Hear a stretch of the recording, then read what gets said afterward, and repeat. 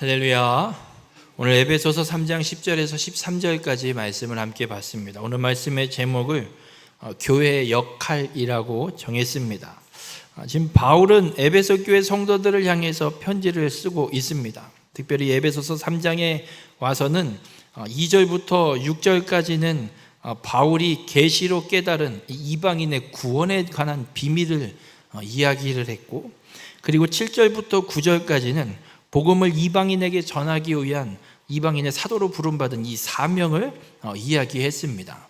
그리고 오늘 읽은 본문 10절에서 13절까지는 교회를 통해서 하나님의 행하시는 일이 무엇인지, 특별히 10절에 교회로 말미암아 하나님의 각종 지혜를 하늘에 있는 통치자들과 권세들이 알게 하기 위해서 교회가 세워졌음을 오늘 선포하고 있습니다. 오늘 이 말씀을 통해서 교회의 역할이 무엇인지를 우리 모든 성도님이 온전히 깨닫고 교회로서의 그 역할을 온전히 감당함으로 하나님의 거룩한 일을 이루어가는 그냥 축복의 삶이 되시길 주님의 이름으로 축원합니다. 우리가 예수 그리스도를 믿어 구원받은 자들이 되었습니다. 예수 그리스도가 아니면 하나님 나라를 상속받을 수 없었던, 하나님의 구원 계획이 전혀 주어져 있지 않았던 이방인으로 살았던 우리의 삶이었습니다. 그런데 예수 그리스도 때문에 그리스도께서 십자가에서 대속의 죽음을 죽으심으로 누구든지 그를 믿는 자면 누구든지 구원을 얻어 하나님 나라를 상속받게 되었고, 나아가서 그리스도를 머리로 하는 그리스도의 몸된 교회 한 지체를 이루게 되었음을 우리는 성경을 통해 분명히 깨닫게 됩니다. 그래서 이방인들에게 하나님의 사랑을 나타내고 구원의 은혜를 드러내는데 바울이 쓰임 받았습니다. 그래서 주님도 바울을 부르신 이유를 분명하게 말씀합니다. 이방인의 사도로 내가 불렀다, 택한 자다라고 주님이 분명하게 말씀하고 있습니다. 그렇게 하나님께서 세우신 이방인의 사도를 통해 땅끝까지 복음이 증거되고 이 땅에 누구든지 예수 그리스도를 믿을 수 있는 복음이 온전히 선포되고 전파되었고, 우리들도 그 은혜로 인해 교회의 몸된 지체가 된 줄 믿으시길 바랍니다. 그러면서 오늘 본문 10절에 이렇게 말씀합니다. 그러면 그렇게 예수 그리스도를 믿어 구원받은 성도들이 각각의 지체를 이루어 그리스도를 머리로 하는 몸된 교회를 온전히 이룬 이 교회로 하나님이 무엇을 하시냐면, 교회로 말미암아 하늘에 있는 통치자들과 권세들에게 하나님의 각종 지혜를 알게 하려 하심이니라고 말씀합니다. 교회를 통해서 하늘에 있는 통치자들과 권세들에게 하나님의 각종 지혜를 알게 하신답니다. 그럼 궁금해지는 게 하나님의 이 하늘에 있는 통치자와 권세들이 뭐냐예요. 여러분, 그냥 결론부터 말씀드리면 이건 천사들이에요. 하나님이 부리는 천사들이든 마귀가 부리는 악한 영이든 무엇이 됐든지 간에 공중권세 잡은 자들이든 하나님의 명을 받아서 하나님의 일을 이루는 천사들이든 무엇이 되든 상관없습니다. 그들에게 하나님이 교회를 통해서 하나님의 각종 지혜를 알게 하려 하신대요. 그럼 이 천사들, 이 하늘에 있는 통치자들과 권세들이 왜 천사들이냐? 베드로전서 1장 12절에 보면 천사들에 대한 이야기를 하고 있습니다. 이 섬긴 바가 자기를 위한 것이 아니요 너희를 위한 것임이 계시로 알게 되었으니 이것은 하늘로부터 보내신 성령을 힘입어 복음을 전하는 자들로 이제 너희에게 알린 것이요 천사들도 살펴보기를 원하는 것이니라. 하나님께서 구속 계획을 세우시고 그리스도를 이 땅에 보내셔서 구속을 성취하시고 예수님이 십자가에 죽으시고 부활하셔서 하늘로 승천하신 뒤에 보혜사 성령님을 우리에게 보내셔서 성령을 통해 복음을 들을 때 깨닫고 믿게 하셔서 구원하게 하는 이 역사가 온전히 이루어졌습니다. 이 구원의 역사, 이 구원의 과정, 이 구원의 은혜를 천사들도 살펴보기를 원한대요. 이 말씀이 무슨 말씀이냐면, 하나님의 구원 계획은 창세전부터 계획됐는데 천사들에게 다 알려주지 않으셨어요. 구약 성경에도 보면 하나님이 어떻게 이루시겠다라는 걸 구체적으로 대놓고 이렇게 하겠다라고 말씀하지 않으시고, 창세기 3장 15절에는 여자의 후손과 뱀에게 마귀의 자손 후손과 원수가 되게 하고 머리를 상하게 하겠다라고만 말씀하셨지, 이게 십자가의 죽음인지 부활인지 뭔지가 없어요. 그리고 아브라함에게도 말씀하시는 게 땅을 주고 큰 민족을 이루고 너로 말미암아 땅의 모든 족속이 복을 얻겠다고만 하셨지, 그게 뭔지를 얘기를 안 하셨어요. 이어서 이 선지자들을 통해서도 하나님이 끊임없이 메시아가 오실 것을 예언하셨지만, 이걸 정확하게 이렇게 해서 이렇게 하겠다라는 걸 통으로 말씀하시지 않고 이쪽 조금 조각을 이 선지자에게 이 조각, 저 선지자에게 이 조각, 이렇게 말씀하셔서 구체적으로 무엇이 구원을 이루는 길인지를 정확하게 보여주지 않으셨어요. 그걸 천사들도 몰라요. 하나님이 말씀을 안 해주시는 거예요. 그래서 천사들도 도대체 하나님이 구원 계획을 세우셨다는데 그게 뭐냐, 어떻게 이루어지는 거냐, 얘네들도 궁금한 거였어요. 그래서 교회를 통해서 하나님이 그 천사들에게, 공중권세 자본자들에게, 통치자들에게 이 구원의 계획을 교회를 통해 알게 하신다라고 말씀하고 있습니다. 여러분, 그러면 우리가 한 가지 분명히 기억해야 될 건, 우리가 지금 성남교회를 이렇게 모이고 있어요. 우리를 통해서 무엇이 드러나야 되냐면 하나님이 구원하신, 그 성취하신 구원 계획이 그대로 드러나야 되는 거예요. 여쭤볼게요. 우리나라 한국 교회를 하면 무슨 생각이 나세요? 한국 교회 그러면 지금은 무슨 생각부터 들으세요? 도대체가 이게 교회인지 아닌지, 구원의 계획, 하나님의 구원의 은혜가 드러나고 있는지 아닌지 도무지 알 수가 없어요. 부끄러운 얘기죠. 뭐 세속이 아니고 세습을 하거나 말거나, 그게 뭐가 그렇게 중요한 문제예요, 그게. 구원이 드러나냐 안 드러나냐, 구원의 은혜가 선포되고 나타나고 있냐 아니냐, 이게 더 중요한 거지. 아들에게 그래서 구원의 은혜가 나타나지 않으면 그건 교회가 아닌 겁니다. 하나님이 그냥 두시지 않습니다. 그걸 왜 사람이 심판하려고 합니까? 여쭤볼게요. 우리 성남교회 하면 뭐가 생각납니까? 뭐가 가장 먼저 떠오르십니까? 이게 우리의 현 주소입니다. 우리가 교회라면, 정말 예수 그리스도를 믿어 구원받은 교회라면, 성남교회 이러면 가장 먼저 떠오르는 건 예수 믿어 구원받은 자들이 있는 곳. 그들이 모여서 그 하나님을 찬양하고 그 구원의 계획, 그 구원의 은혜를 온전히 전파하고 나타내는 공동체, 이게 드러나야 되는 거예요. 성남교회 하면 그게 생각나야 된다고요. 이건 성남교회뿐만이 아니라 그냥 교회라면 하나님의 구원의 은혜를 누리는 자들이 모인 곳, 이게 나타나야 되고 이게 보여야 되고 이게 가장 먼저 떠올라야 하나님이 원하시는 참된 교회라는 겁니다. 그것이 오늘 본문 10절에 기록하고 있는 것처럼 교회를 통해서 하나님이 이 세상의 모든 통치자들, 이 공중에 있는 그 하늘에 있는 통치자들과 권세들, 이들에게 그 복음이, 구원의 은혜가 무엇인지를 보여주기 위해서, 이 천사들에 대한 이야기를 조금만 더 첨가를 해보면, 여러분, 이 천사는 하나님이 부리는 천사가 있고요, 마귀도 부리는 악령이 있습니다.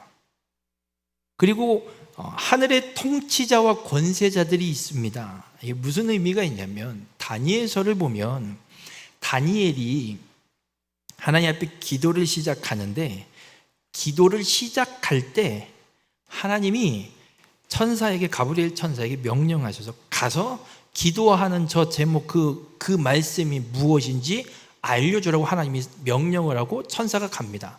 근데 오는데 21일이 걸려요.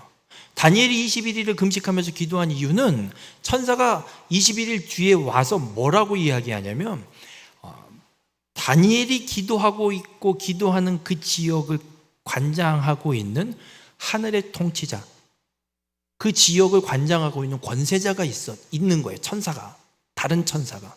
그리고 가브리엘이 다니엘에게 가서 그 하나님의 뜻을 전하려고 오는데, 그 천사가 막아서서 싸워서 그걸 처리하고 오느라고 21일 걸렸다고 다니엘서에 분명히 기록하고 있어요. 만약 이 하늘의 통치자 권세 잡은 권세자가 하나님이 부리는 천사였다면 가브리엘을 막을 이유가 없는 거죠. 그럼 바로 다이렉트로 그냥 통과돼서 다니엘에게 하나님이 보낸 천사가 와야 되는 게 맞는 거죠. 근데 막아섰다라는 건 하나님이 부리는 천사가 아니라 세상 공중 권세 잡은 사단의 권세에 따르는 자들인 거예요. 그래서 이 세상에는 천사가 두 종류가 있어요. 하나님의 권세에 복종함으로 하나님이 부리시는 천사가 있고, 사단이 부리는 악한 천사도 있어요. 그래서 이 본문 10절에 기록하고 있는 게 악한 천사냐 선한 하나님의 천사냐 그거 상관없어요. 모든 천사를 얘기해요. 그 모든 존재들이 교회를 보므로, 교회를 통해, 이 땅에 세워진 이 교회를 통해 하나님이 이렇게 구원을 이루셨구나, 이게 하나님이 창세전에 세워서 계획하셔서 이루어내신 구원이 이거구나, 이렇게 이루신 거구나라는 걸 그 천사들이 보고 알게 하시기 위해서 교회를, 구원받은 하나님의 백성들, 예수 그리스도를 믿어 구원받은 하나님의 백성들로 모은, 그리스도를 머리로 하고 각 지체를 구성하는 하나의 공동체로 세워놓으셨음을 말씀하고 있어요. 여러분은 얼마나 대단한 분인 줄 아십니까?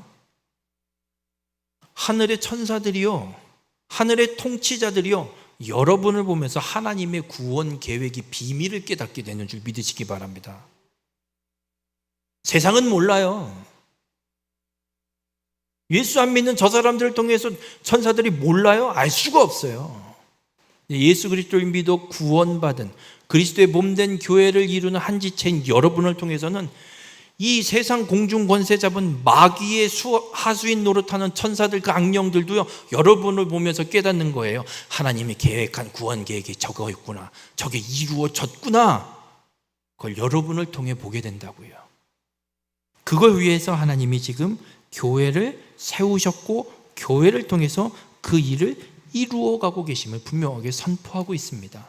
그러면서 바울도 이야기하는 거예요. 그 일을 위해서 하나님이 지금 나를 사용하고 있고, 내가 감당하는 그 모든 일들은 이 일을, 이런 교회를 세우기 위해 복음을 증거하고 있는 것임을 분명하게 선언하고 있습니다. 여러분, 그렇기 때문에 복음을 증거해서, 복음을 전해서 믿지 않는 한 영혼이 예수 그리스도를 믿어 구원받음으로 그리스도를 머리로 하는 교회의 몸된 한 지체를 구성하도록 구원의 길로 인도하는, 복음을 증거하는 이 일이요, 얼마나 귀중한 일인지 여러분들 믿으시길 바랍니다. 세상 그 어떤 것보다도 그 한 영혼을 예수 믿어 구원받게 하는 이 일이 가장 고귀하고 가장 존귀한 일이 되는 것임을 믿으시길 바랍니다. 여러분이 평생도록 그 한 사람이라도 전도해서 예수 그리스도를 믿어 구원받아 그리스도의 몸된 교회의 한 지체가 되게 하는 것, 이것이 가장 큰 상급이고 가장 우리가 이루어내야 될 귀중한 하나의 사명이고 우리에게 주어진 일임을 믿으시길 바랍니다. 우리 모든 성도님들이 그렇게 이 귀한 하나님이 우리에게 주신 이 사명 온전히 감당함으로 하나님의 영광을 온전히 나타내는 귀한 축복의 삶이 되시길 주님의 이름으로 축원합니다.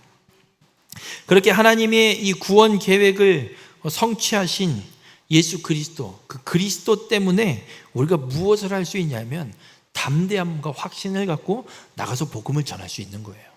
한번 생각을 해볼게요. 바울은 원래 예수 믿는 놈들을 잡아 죽이던 놈이에요.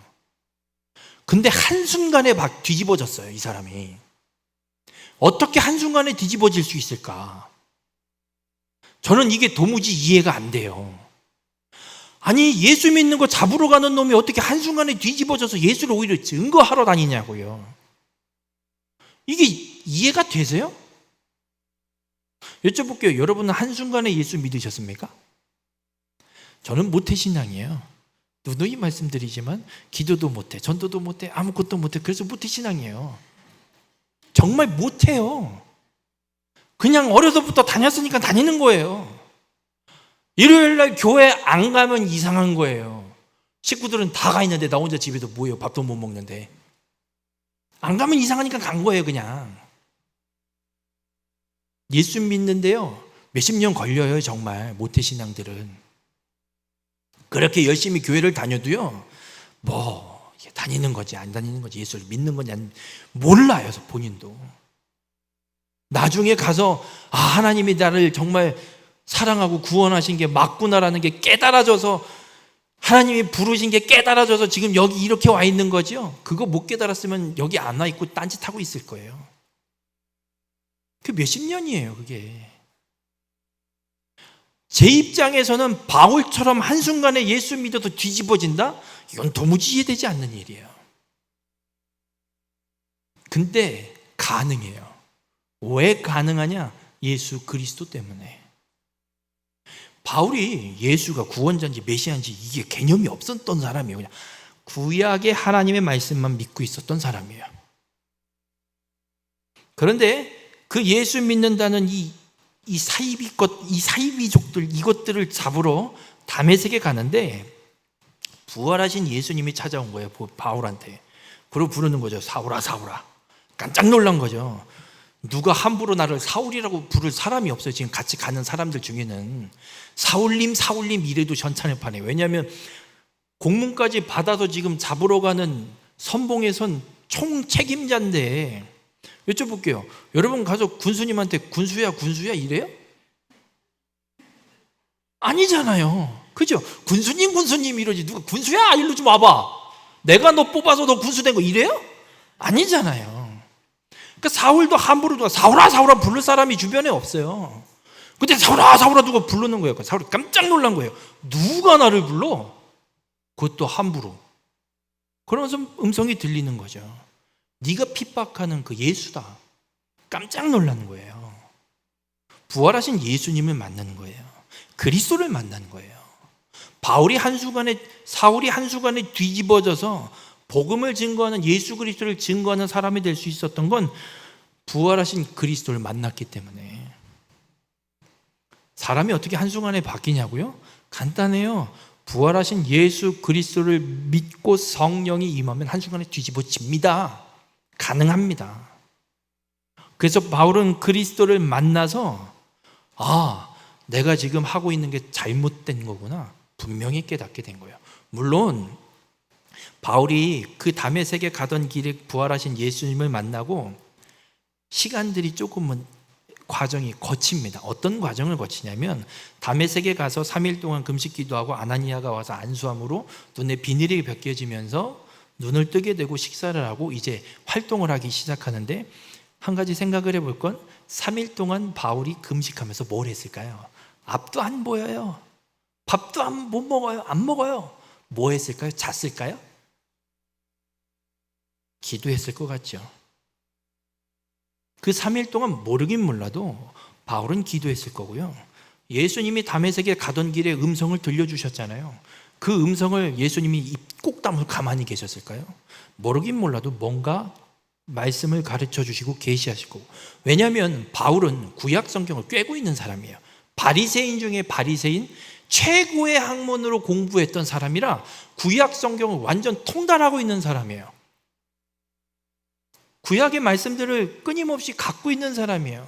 그 3일 동안 모르긴 몰라도 구약의 말씀을 생각하고 주님의 음성과 함께 그 말씀과 그 뜻들이 어떻게 이루어진 건지, 그리고 예수님이 십자가의 공생의 사역을 하고 십자가에 죽으시고 부활하신 사건을 바울도 이게 사실이냐 아니냐를 떠나서 어쨌든 소식은 들어서 알고 있는 사람이에요.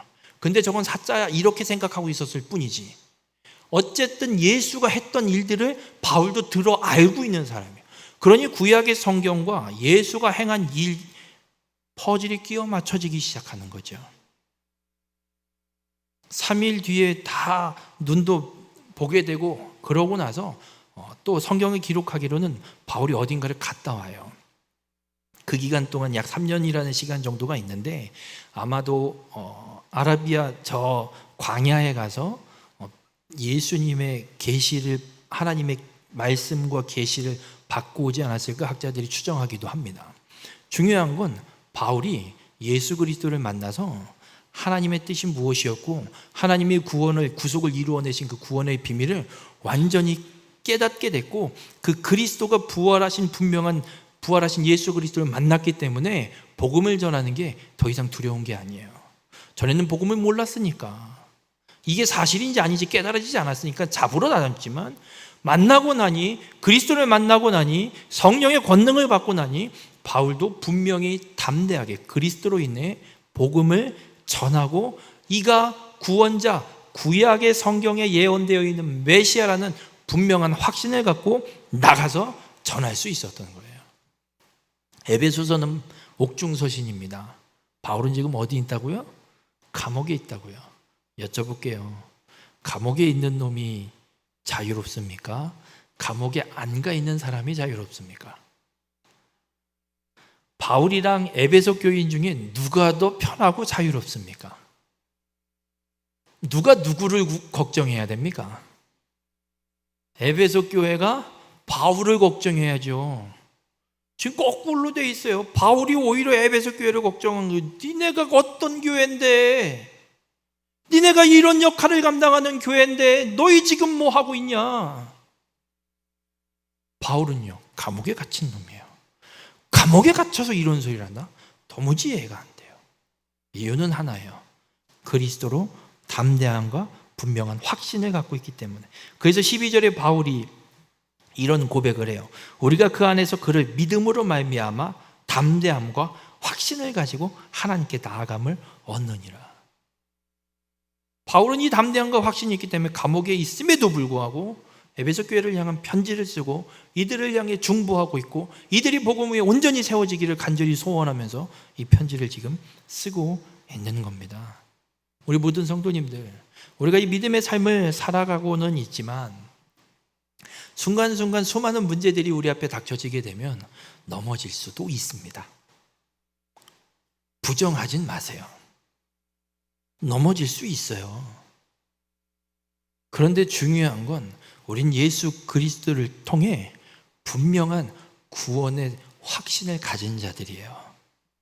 넘어지더라도 어디에서 넘어지는 거냐? 그리스도의 사랑 안에서 넘어지는 거예요. 여쭤볼게요.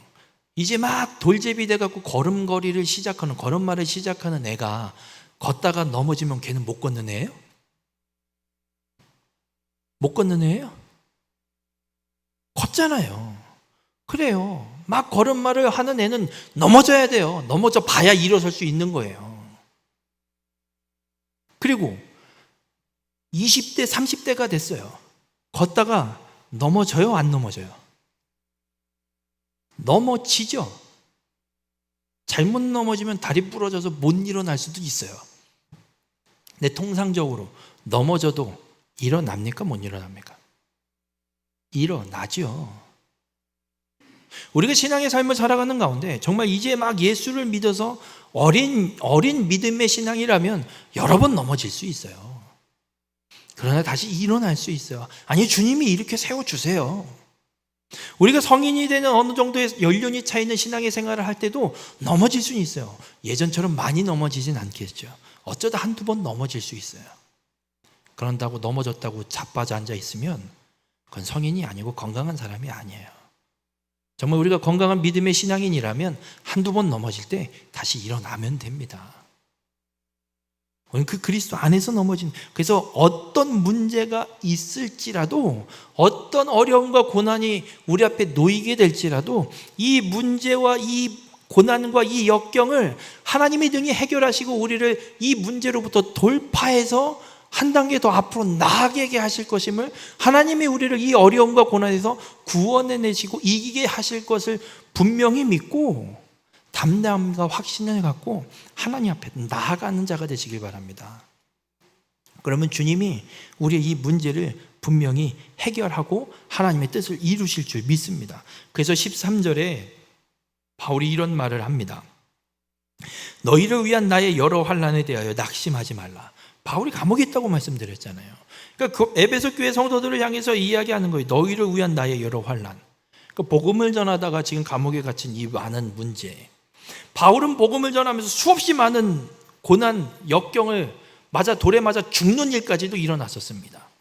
나면서부터 안진뱅이인 자를 이렇게 세웠더니 뭔 난리가 나고, 귀신 들린 자 점쳐갖고 돈 벌어먹고 있는데 그 귀신을 내쫓았더니 우리 밥벌이 이거 끊겼다고 이 죽일 놈 돌로 막 쳐 죽이려고 하고 감옥에 갇혀서 매를 맞고 수없이 많은 환난과 역경과 고난이 바울에게 있었어요. 그런데 선언해요. 이런 환난에 대해서 낙심하지 말래요. 이는 너희의 영광이래요. 하나님의 영광이래요. 하나님께서 복음을 전하는 이 직분과 이 하나님의 부르심에 순종하기 때문에 일어나는 일이기에 바울이 그동안 당한 이 환난과 어려움과 고난과 역경은 그 사명에 순종해서 그 사명을 이루어낸 것으로 나타나는 환난이기 때문에 오히려 그게 영광, 하나님이 주신 영광임을 분명하게 선언하고 있습니다. 우리 모든 성도님들, 우리가 예수 그리스도를 통해서 구원받은 자들입니다. 그리스도께서 그 구원을 온전히 이루어내셨습니다. 이 복음을 전하는 사명이 하나님이 보시는 가장 최고의 영광임을 우리에게 말씀하고 있습니다. 우리 모든 성도님들의 삶이 이 구원에 대한 분명한 확신과 담대함을 갖고 복음을 끝까지 증거하며 살아가는 믿음의 삶이 되시길 바랍니다. 그것이 하나님이 주시는 최고의 영광입니다. 저는 소망이 있습니다. 여러분들이 이제 주님이 불러서 죽음을 앞두고 있을 때 자녀들에게나 찾아오는 누군가에게 자랑하는 것이 내가 땅을 몇 평 샀네 이게 아니라 내가 누구한테도 복음 전해서 얘가 예수 믿었네, 내가 누구를 또 전도해서 예수 믿었네, 그럼 됐지 뭐, 이것 말고 뭐가 더 자랑이 있겠냐.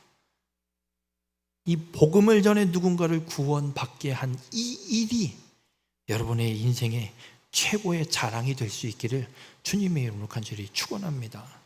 이것이 최고의 영광이기 때문에 그렇습니다. 우리 모든 성도님들의 삶, 이 교회가 갖고 있는 역할을 온전히 깨달으시길 바랍니다. 이 세상에 복음을 전하는 것만이 아니라 교회는 하늘의 권세자들, 통치자들에게까지 하나님의 구원의 비밀을 보여주고 깨닫게 하고 알게 하는 놀라운 축복의 역사를 갖고 있는, 이 축복의 사명을 갖고 있는 이것이 교회임을 분명히 말씀하고 있고, 그 교회를 이루고 있는 것이 우리 모두임을 성경은 우리에게 말씀하고 있습니다. 이 구원의 비밀을, 이 구원에 성취된 놀라운 이 하나님의 계획을 하늘의 권세자들과 통치자들을 넘어서 이 땅에도 온전히 전파해서 하나님이 원하시는 최고의 영광을 온전히 드러내는 일에 온전히 쓰임받는 우리 모든 성도님들이 되시기를 주님의 이름으로 축원합니다.